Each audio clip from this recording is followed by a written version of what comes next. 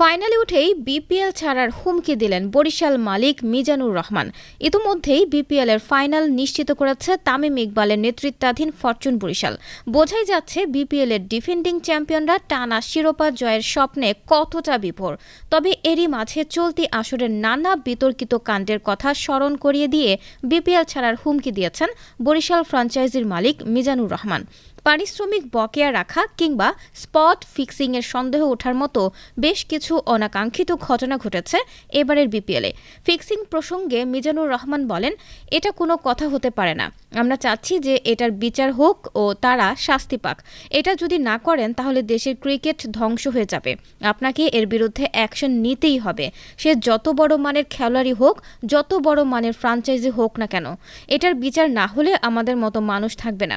একেবারে সোজা কথা, কারণ আমাদের বাড়ি বিক্রি করে খেলা চালাতে হয়, আর অন্যরা খেলা চালায় ফিক্সিং করে।